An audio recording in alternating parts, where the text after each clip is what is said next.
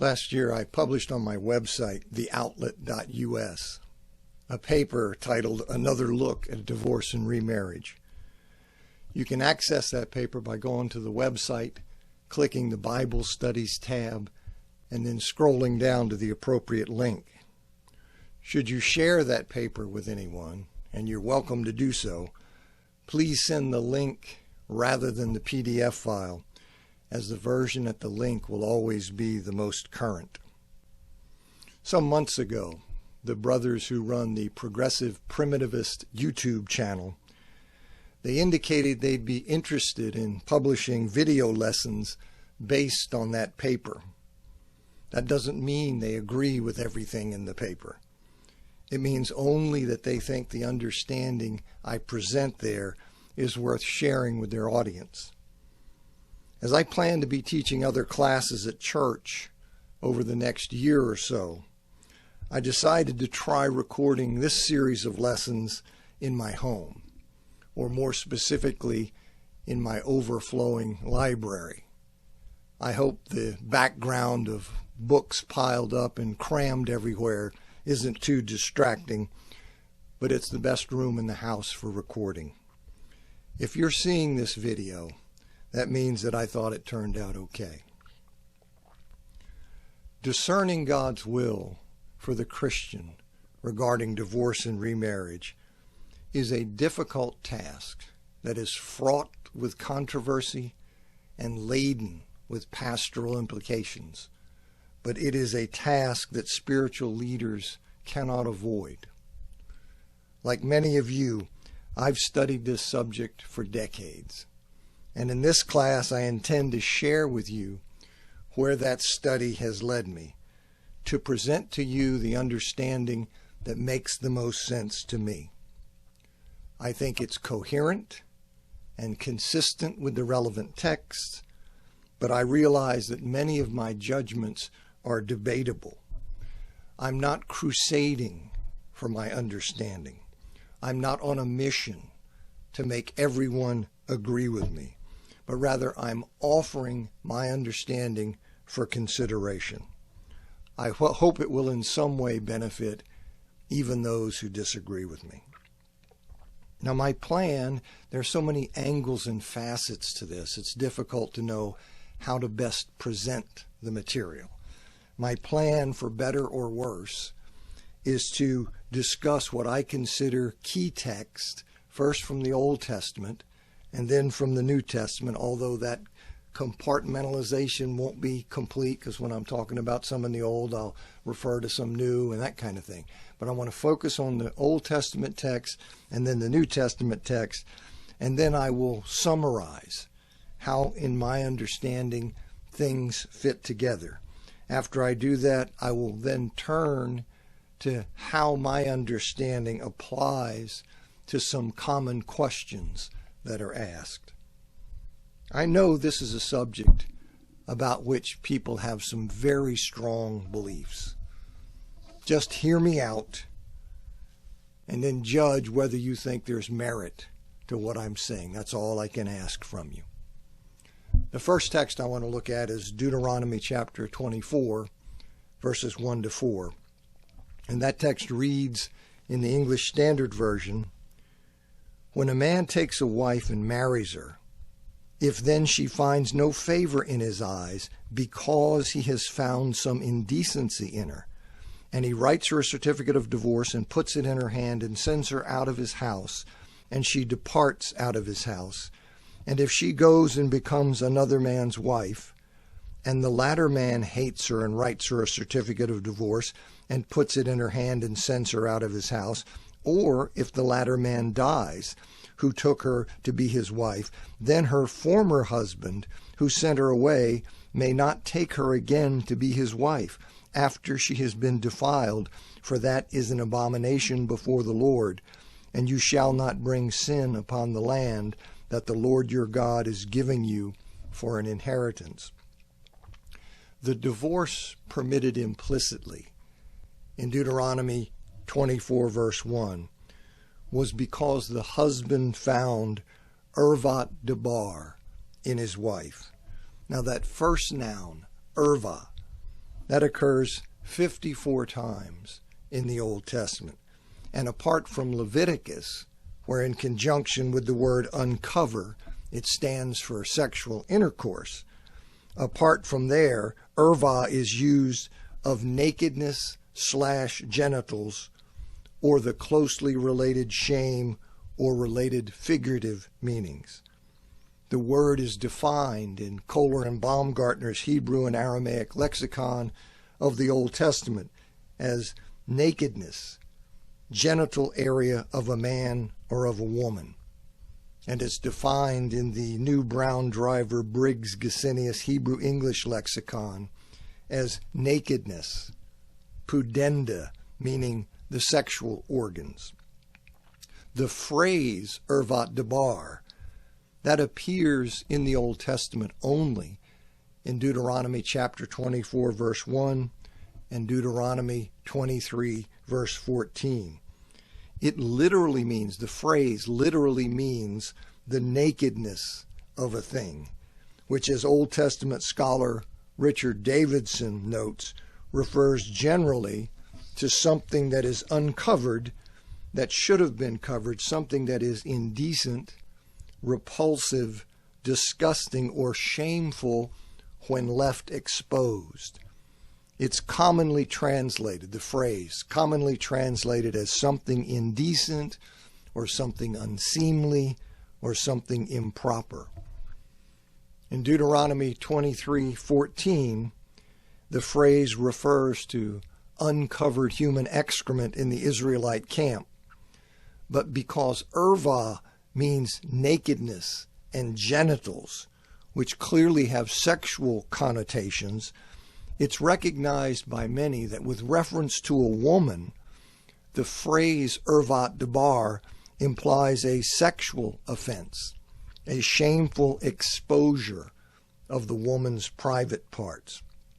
For example, the noted Old Testament scholar Eugene Merrill says, the noun erva bears the meaning of both nakedness and pudenda, that is, the sexual organs, meanings no doubt to be combined here to suggest the improper uncovering of the private parts. The sexual understanding of the offense in Deuteronomy 24:1 is reflected in the Septuagint, which, as you know, that's the ancient Greek translation of the Hebrew Bible and some apocryphal books. Well, that sexual understanding of the offense is indicated because in the Septuagint, that phrase, ervat debar, in Deuteronomy chapter 24, verse 1, it is rendered askemon pragma, meaning an indecent or shameful deed. And the only other use of that phrase, that Greek phrase, askemon pragma, in the Septuagint is in the apocryphal book Susanna, chapter 1, verse 63, particularly in the Theodosian revision of that work. And there in Susanna 163, askemon pragma unquestionably refers to adultery. And the allusion to Deuteronomy 24:1 in Susanna 163 is quite clear when you compare the text one on top of the other, which I do in this slide. And you can see there the parallels. And so the allusion, I hope it's as clear to you there as it is to me. The note on Deuteronomy 24:1 in the 2019 edition of the New English Translation says, the Hebrew phrase ervat debar involves a genitive of specification, something characterized by erva. Erva means nakedness, and by extension means shame, sexual impropriety, sexual organs, indecency. The note in the 2006 edition of the New English Translation says, Hebrew, nakedness of a thing. The Hebrew phrase ervat devar refers here to some gross sexual impropriety. though the term usually has to do only with indecent exposure of the genitals, it can also include such behavior as adultery. The Old Testament scholar Joe Sprinkle, writing in Dictionary of the Old Testament Pentateuch, he says of the phrase ervat debar, the word nakedness, erva, is used frequently in an idiom for sexual intercourse, so sexual connotations seem likely. Richard Davidson states, "It seems probable, given the preceding context and the usual sexual overtones of the term erva when referring to a woman, that the phrase in 24:1 describes a situation of indecent exposure of private parts by the woman." Richard Averbeck concludes in the Oxford Handbook of Biblical Law that the phrase, quote, involves sexually inappropriate behavior of some kind that involve nudity, perhaps anywhere from lewd behavior to adultery. She has somehow broken faith with her husband sexually. John Goldingay says in his recent commentary on Jeremiah, in Deuteronomy 24:1, the man discovers the nakedness of a thing in his wife, which likely refers to sexual misconduct. The claim of some that the phrase must refer to sexual misconduct short of adultery, because adultery required the death penalty, as we see in Leviticus 20:10 and Deuteronomy 22, verses 22 to 24. That claim not only clashes with the evidence from the Septuagint that I just mentioned, but it also overlooks the possibility that except for premeditated murder, perpetrators of capital crimes under the Mosaic Law could have their death sentences commuted by offering a ransom or substitute. This is implied in Numbers chapter 35, verses 30 to 32, which reads, "If anyone kills a person, the murderer shall be put to death on the evidence of witnesses, but no person shall be put to death on the testimony of one witness.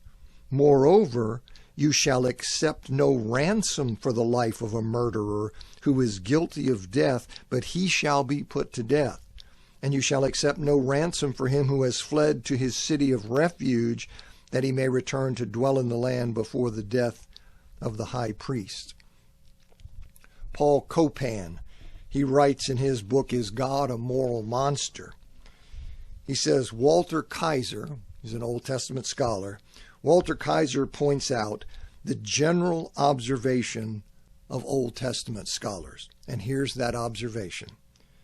There were some 16 crimes that called for the death penalty in the Old Testament. Only in the case of premeditated murder did the text say that the officials in Israel were forbidden to take a ransom or substitute. This has widely been interpreted to imply that in all other 15 cases, the judges could commute the crimes deserving capital punishment by designating a ransom or substitute. In that case, the death penalty served to mark the seriousness of the crime. One could cite other scholars, meaning scholars in addition to Kaiser, such as Raymond Westbrook, Jacob Finkelstein, and Joseph Sprinkle, who readily concur with this assessment. Philip Long points out, while adultery is punishable by stoning, citing Deuteronomy 22 and Leviticus 20, there are no narratives in the Hebrew Bible which illustrate the application of this law. The story of David and Bathsheba is the only example of an adultery story, and there's no punishment given to the woman in that case. Even Richard Davidson, who thinks adultery is beyond the scope of the conduct described in Deuteronomy 24, verse 1, he acknowledges, In light of the conclusion reached in chapter 8 above, however, that the Pentateuchal law may have implicitly given a husband the right to commute the death sentence of his adulterous wife, the possibility is not eliminated that in practice the nakedness of a thing may have included adultery. The prophet Jeremiah apparently understood Irvat Debar in Deuteronomy 24:1 to encompass adultery, as Sprinkle explains. Jeremiah chapter 3 verses 1 to 8 cites the law of Deuteronomy 24 verses 1 to 4 and applies it by analogy to the relationship between God and Israel. Rather than executing Israel for her adulteries, God sent her away into Assyrian exile with a certificate of divorce, Jeremiah chapter 3 verse 8. Hence, Jeremiah understood nakedness of a thing in Deuteronomy 24:1 to be applicable to cases of adultery. Moreover, it seems Jesus interpreted Deuteronomy 24:1 as being applicable to cases of adultery when he was drawn into a famous rabbinic debate of his day. Two schools of Pharisee rabbis, Hillel and Shammai, they disagreed over the meaning of Irvat Debar, the grounds of the divorce, in Deuteronomy chapter 24, verse 1. David Instone Brewer, who's a research fellow at Tyndale House in Cambridge, he explains their dispute this way. The Hillelites concluded that the strangeness of the phrase Irvat Debar suggested that there was an extra meaning hidden in it. This was a common technique in early rabbinic exegesis. They therefore concluded that the two words referred to two different grounds for divorce: indecency and a matter. This meant one could base a divorce on an act of indecency or on a matter, which meant any matter, because any matter encompassed all other grounds for divorce. This single ground could be used by anyone seeking a divorce. The Shammites took the two words to mean a matter of indecency, by which they understood the phrase to mean adultery. And when the Pharisees asked Jesus in Matthew chapter 19, verse 3, is it lawful to divorce one's wife for any cause? They were asking him to opine on that current debate. Anyone in that historical context who heard Pharisees put that question to a religious teacher would recognize what was going on. After all, the debate was between two schools of Pharisees, and the question was phrased in terms of their disagreement, the disagreement between those two schools. In asking Jesus if it was lawful to divorce one's wife for any cause, meaning any cause whatsoever, they were asking him whether Deuteronomy 24:1 should be interpreted as the Hillelites contended. According to Instone Brewer, he says it is generally agreed that Jesus was being invited to express his opinion concerning a debate between the Hillelite and Shammite Pharisees in the first century. In answering in chapter 19, verse 9, that whoever divorces his wife except for sexual immorality and marries another commits adultery, Jesus made clear that the Hillelites' interpretation of Deuteronomy 24:1 was wrong. Contrary to their claim, that verse did not authorize divorce for reasons other than sexual immorality. He thereby agreed implicitly with the Shammites that the divorce in Deuteronomy 24:1 for Irvat Debar was a divorce for sexual immorality, for porneia. And I'll say more about that in the weeks ahead or days ahead. That's a category. Sexual immorality is a category that includes adultery. Instone Brewer notes, most commentators point out that Jesus' reply reflects the Shamite position. So Jesus, like Jeremiah, he agreed that Irvat Debar encompassed adultery.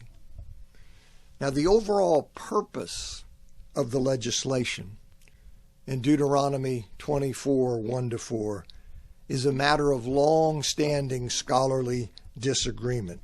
Davidson lists 8 major views on the question. So one must tread this ground with extra humility. As I understand this example of biblical case law, a husband divorces his wife for sexual infidelity, Irvat Debar. She marries another man and is then divorced by that second husband, or is left a widow by his death.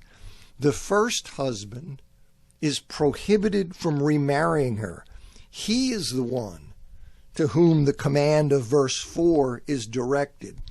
To do so would be to take her back after she had been defiled, which would be an abomination before the Lord and bring sin on the land.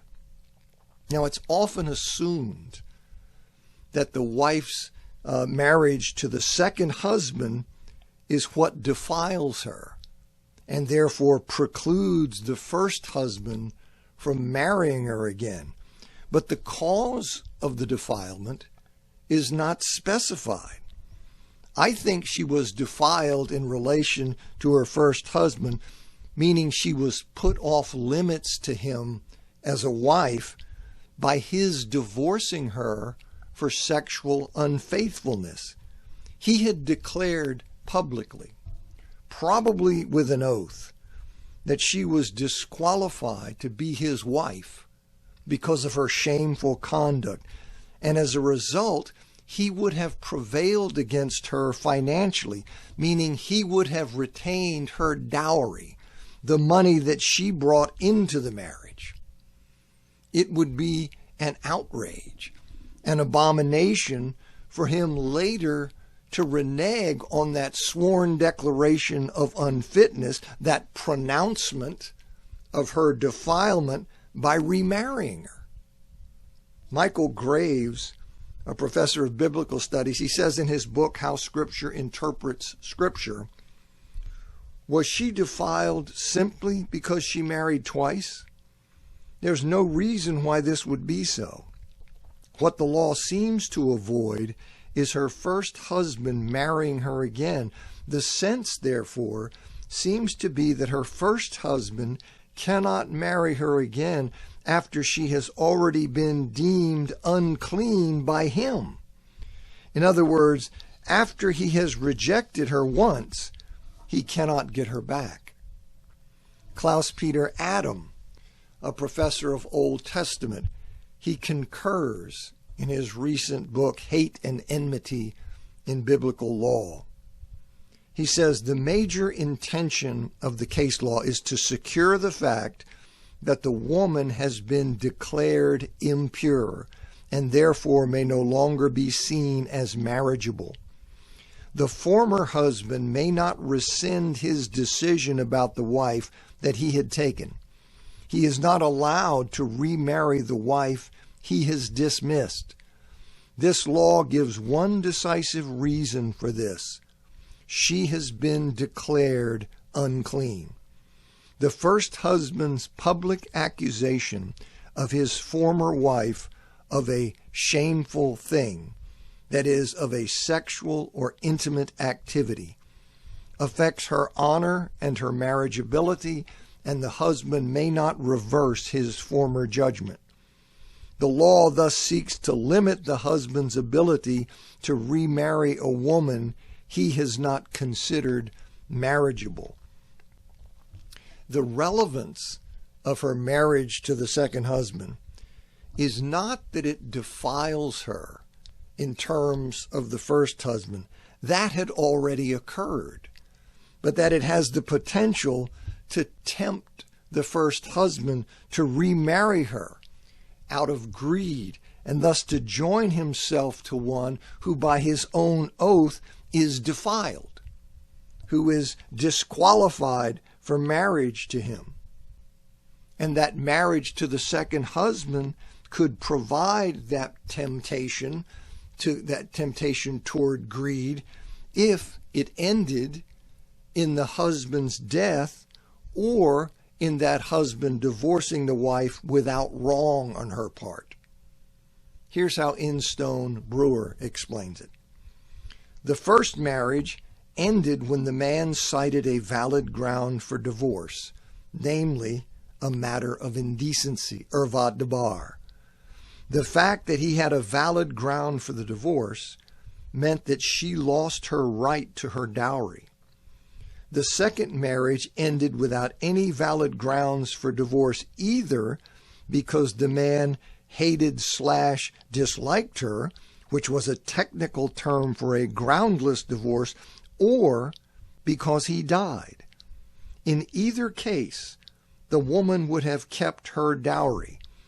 If she had not brought a dowry into the second marriage, she would nevertheless have been awarded an equivalent amount. Westbrook, that's Old Testament scholar Raymond Westbrook, thus noted that this would give the first husband a financial motive for remarrying the wife, because he would then have both her new dowry and her old one. In Jeremiah chapter 3, verse 1, God alludes to Deuteronomy chapter 24, verses 1 to 4, as a warning to Judah not to continue in her unfaithfulness. The reference is abbreviated, but enough is said to bring the full text to the mind of his Jewish audience. And God thus reminds Judah that remarriage to a former husband is impossible after a divorce for adultery, and that he previously had divorced the northern kingdom of Israel for that very offense. You see in chapter 3, verse 8. And the point is that Judah is in danger of the same thing happening to her. Given the case law of Deuteronomy 24, 1 to 4, and the fact that God divorced Israel because of her adulteries, as it said in Jeremiah chapter 3, verse 8, it seems that Israel is beyond reunion with God. And yet Hosea had predicted that God and Israel would be reconciled. How can that be? Well, Jeremiah offers a solution to that theological conundrum. As Instone Brewer observes, the law of Deuteronomy 24 and the action of Israel appear to mean that it will be impossible for Israel to be reconciled to God. If God were to remarry Israel, not only would he break his own law, but the land would be polluted. However, Hosea has predicted that God and Israel would be reconciled. And so Jeremiah now seeks to discover how this can happen. And then Instone Brewer continues. In Jeremiah chapter 3, verses 18 to 22, Jeremiah manages to distance the reconciled Israel as far as possible from the Israel who was unfaithful to her husband. It is not Israel who is reconciled, but Israel-Judah as a united nation. Furthermore, it is not the original Israel, but her sons who will make up part of the new nation. When Jeremiah finally reveals the new covenant, he speaks of this new bride as the virgin Israel in chapter 31, verses 3 to 5. Jeremiah has presumably found hints for all this in Hosea. Hosea not only spoke of the new nation of united Israel and Judah, but he also introduced the idea of sons of Israel. Hosea said that the curse, "not my people," would be reversed to sons of the living God, and that these sons of Israel would be gathered together with Judah. Hosea chapter 1, verses 10 and 11. In this way, the law of Deuteronomy 24 is not broken, because God does not remarry exactly the same former wife, and yet the prophecy of Hosea is also fulfilled, because the future Israel will be reconciled when she becomes a new wife in unification with Judah. Now, I wasn't sure where to talk about Ezra 9 and 10, but since it's Old Testament text, I want to say just a bit about Ezra 9, verses 1 to 12, mainly in chapter 10, verse 3. There we see that some of the Israelites who returned to Judah from Babylonian exile, they had violated the commandment in Deuteronomy chapter 7, verses 1 to 4, not to intermarry with foreigners from communities in the promised land. Now, the fact those marriages were still marriages, you see, despite having been entered into contrary to the will of God, they were still marriages. The fact they were still marriages, it's indicated by a number of lines of evidence that though wrongful, still marriages. First, the commandment in Deuteronomy chapter 7, verses 1 to 4, that they not intermarry with foreigners residing in the land. That commandment would not have been violated if they had not in fact married the foreigners. So clearly we see they're accused of violating that commandment, and that commandment was a commandment not to marry. And so they had violated it by marrying.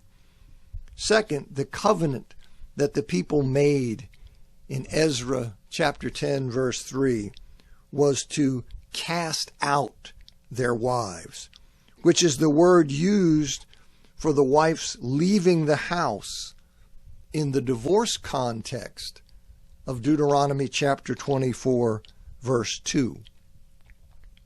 Third, the word used to describe their having taken for themselves the daughters of foreigners in the land. You see that in Ezra 9:2, 9:12, 10:44, Nehemiah 13:25. That word used for them having taken for themselves the daughters of foreigners, that word is used elsewhere of undisputed marriages. Fourth, the words used in the pledge by the Israelites in Nehemiah chapter 10, verse 30, not to do what they had been doing. That is, not to give their daughters in marriage to the neighboring peoples, or to take the neighboring people's daughters in marriage for their sons. Well, both of those words, the taking and the giving of daughters, are used with regard to undisputed marriages, used elsewhere. And so we have that. And fifth, Ezra chapter 10, verse 3, it specifies that the divorcing of these foreign wives, this was to be done in accordance with Jewish law, meaning by providing them a certificate of divorce. So all of these things convince me, not everybody's convinced, but all of these things convince me that the marriages, though contrary to God's will, the marriages of Ezra 9 and 10 were in fact genuine marriages, actual marriages. Now, it would be a mistake to conclude that because divorce was required in the case of the sinful marriages to the foreign wives in the salvation historical context of Israel's return from exile, it would be a mistake to jump from that fact to the conclusion that God requires divorce in all cases of sinful marriages. Okay? That he demanded it, that the divorces were mandated in that case. It would be a mistake to then conclude, well, then divorces are mandated in the case of all sinful marriages. Divorce was required in that case because of the unique spiritual threat that those pagan wives posed to God's continuing plan involving the nation of Israel. That concern was more important to God than honoring the sinfully given marital commitments. But divorce is not mandated for all sinful marriages, for all marriages one entered into contrary to the will of God. In his book, Flame of Yahweh, Richard Davidson makes, in my judgment, a good case that God prohibited polygamy in the Old Testament. And though it occurred among God's people, those occurrences were in fact contrary to God's will. But whether you accept that or not, at the very least, God specifically forbid Israelite kings from taking many wives. You see that in Deuteronomy chapter 17, verse 17. King Solomon certainly violated that prohibition in taking 700 wives, as you see in 1 Kings chapter 11, verse 3. And yet there's no indication that he was required to dissolve any of those marriages. David had 8 wives who are named in the Bible, and he had other wives who are not named, and he was not required to divorce any of them. He wasn't even required to divorce Bathsheba, despite the fact, as emphasized by Nathan in his rebuke of David in 2 Samuel chapter 12, verse 9, despite the fact he had gained Bathsheba as his wife by having her husband murdered. So it seems that the mandated divorces in Ezra chapters 9 and 10 were specific to that situation, that salvation historical situation of God's work with the people of Israel and the return from exile. Now, in the same vein, when Paul says in 1 Corinthians chapter 7, verse 39, that a Christian widow is free to remarry, but only in the Lord, I agree with the large majority of interpreters that he means her new husband must be a Christian. Indeed, Paul uses "in the Lord" to mean Christians in Romans chapter 16, verse 11. And if a Christian widow can only marry a Christian, the implication is that a never married Christian can only marry a Christian. And yet, in 1 Corinthians chapter 7, verses 12 to 13, Paul prohibits Christians from divorcing a spouse because the spouse was not a Christian. Now, if that's taken at face value, then divorce is not only not required, but it's not even allowed where one has sinfully married a non-Christian. It's possible, however, that Paul was referring only to situations where the couple already was married when one of them became a Christian.